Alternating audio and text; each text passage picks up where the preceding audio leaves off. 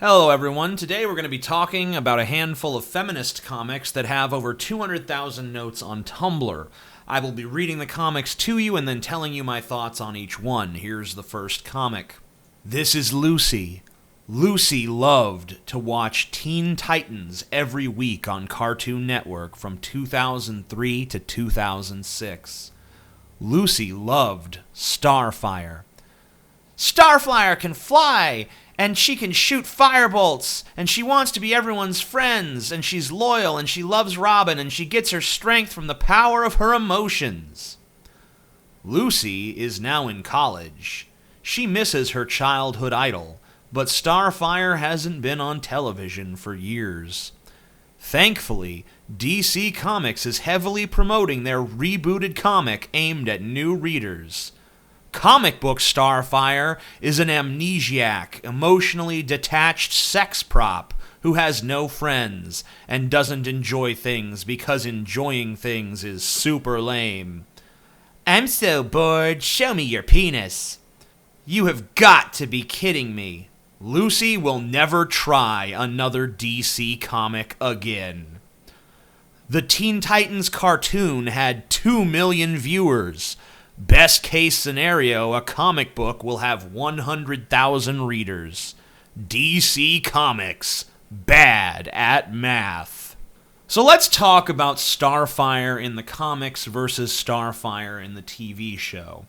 In the comics, yes, she wears more revealing clothing. That is actually a central part of her character. ComicVine.com describes her like so.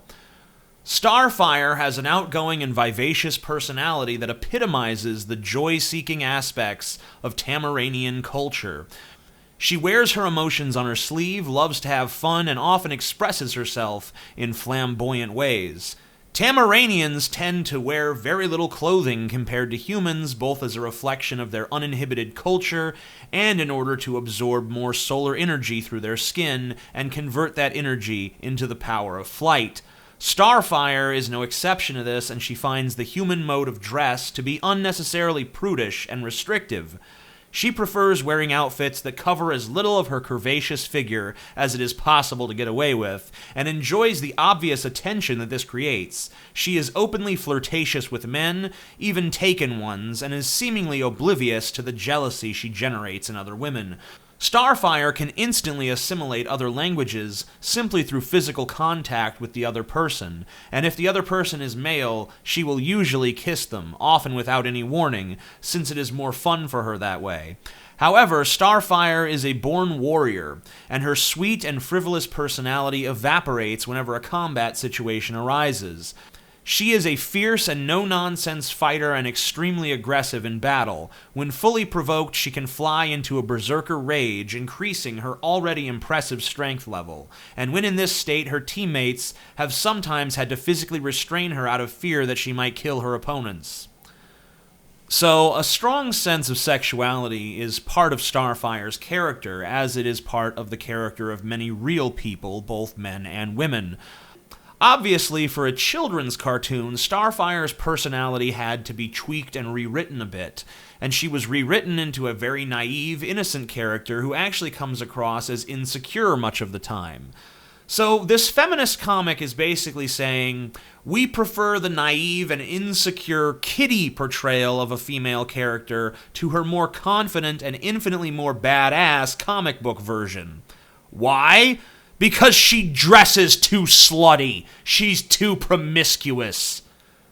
These are the people who, if you said a girl was dressed too slutty or a girl was too promiscuous, they would chastise you and tell you that women should be able to dress and behave however they desire.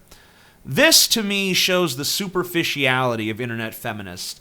They don't really care what Starfire's personality is. They don't care that the comic book version is more self-assured and more in command. They don't care that IGN actually rated the comic book version of Starfire one of the top 25 DC heroes ever.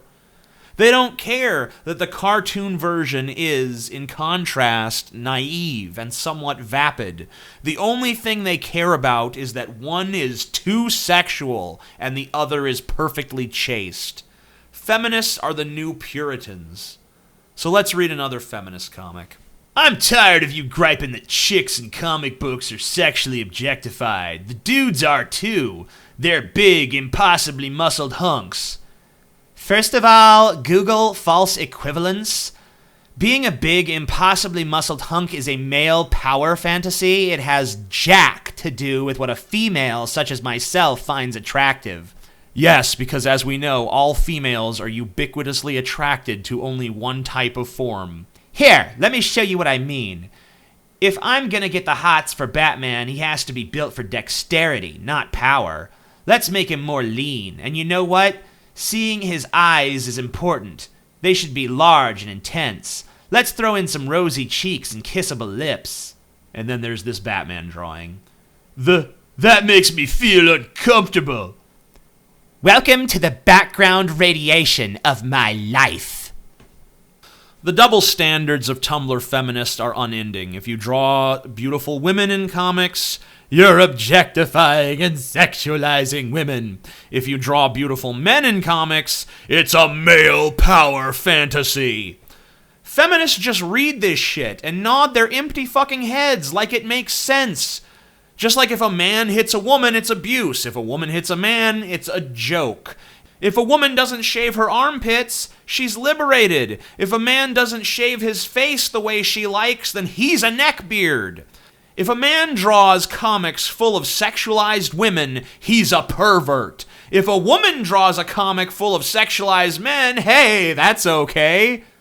There's a million of these double standards, and feminists have a million reasons why it's okay when women do it, because they're a poor, oppressed minority. When they do sexist stuff, it's empowering! Next comic, you see Wonder Woman playing with some Ken and Barbie dolls, with a couple of girls, and she's saying, "Ha! I, Ken, am home from the masculine world of work. Wife, feed me while I ogle your bulbous femininity. Display for me your subservience, for I am the man."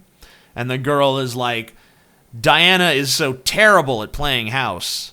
And actually, I do not take issue with this comic. It's pretty funny, honestly. Here's the next comic. Why cleavage is bad for crime fighting. I will use two examples, Power Girl and Wonder Woman. I understand some ladies are proud of their cleavage and want to show it off, but there are some concerns. Flying. At high speeds, wind resistance is an issue. The crevice created by the breasts catch air and it pulls at the fabric of the costume. Ow, ow, ow! This would cause flapping at best, and worse, pull down the front. Wonder Woman has it even worse because there's no shoulder support. It's a strapless bathing suit weighed down by metal. Ack! Fighting. Even if there was good support somehow under there, you've got a big handle someone can grab in a fight. My one weakness! And Wonder Woman's worse off with that big metal handle. The one chink in my Amazonian armor. Also, what the fuck, heels? So please, superhero artist, dress those ladies accordingly. Much better. So, we're really going to say that women in comics need to dress more conservatively because these outfits are impractical for fighting crime. Okay. Do you think Batman's cape is practical? It could snag, it could be grabbed as he's trying to get away. In real life, a giant cape would be nothing but a giant liability. What about Bruce Banner's pants? If we're going to talk about realistic clothing physics, transforming into the Hulk should annihilate every scrap of clothing on Bruce Banner's body.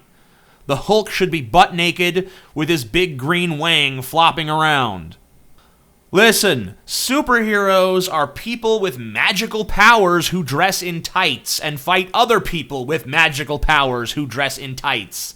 They can read minds and lift trains and shoot lasers from their eyes. These stories are not intended to be realistic. They are intended to be pure fantasy. They take place in worlds where the laws of physics as we know them simply do not exist. Let's talk about the real reason you want to cover up these female bodies, feminists. You don't want young boys and men ogling their big tits. That's the only reason, so be upfront about it. Say, hey guys, I know you like this, but we find it problematic, so please just go ahead and capitulate to our demands. Please just hold our sensibilities in higher esteem than your own and listen to us. One more comic. And this one's pretty simple. It's just a little boy and a little girl. They're at the Halloween costume store. And the boy has options like Dracula, superhero, ninja, and he's all excited. And the girl has options like sexy nurse, sexy vampire, sexy witch, sexy fairy, sexy bunny, sexy cat. And she looks very distressed because society is trying to sexualize her with these horrible costumes. Let's go to Costume Express and take a look at these slutty costumes that little girls are being encouraged to wear. Here are the first 10 girls' costumes. Elsa from Frozen, Anna from Frozen, a different Elsa costume, a generic Ice Princess costume, which is basically just a ripoff of Frozen, and then there's another Anna from Frozen costume. And then finally some non-Frozens. A Sweet Raccoon, Catwoman, Greek Goddess, Ever After High Girls Madeline Hatter costume, and Cleopatra. Those are the top 10. Wow. I see this comic's point now. Each one of those costumes was more slutty and revealing than the last. What a terrible message we're sending to our young girls. I'm being sarcastic, of course. Granted, if you go to the adult women's costumes, things get a lot sluttier. Oh wait, they're actually all pretty conservative too. You can find sexy costumes, of course, but they're hardly the majority. They're just one of many different options available to women, as is making your own costume or choosing not to dress up for Halloween at all. So this comic is, I think we can safely say, creating a scenario that doesn't even exist, yet feminists will eat it up because they love being told how victimized they are, even if it has no basis in reality. If you'd like to see me talk more about feminist comics, let me know. And it would help, too, if you gave this video a thumbs up, commented on it, and shared it with your friends. I'm the Amazing Atheist. Peace the fuck out.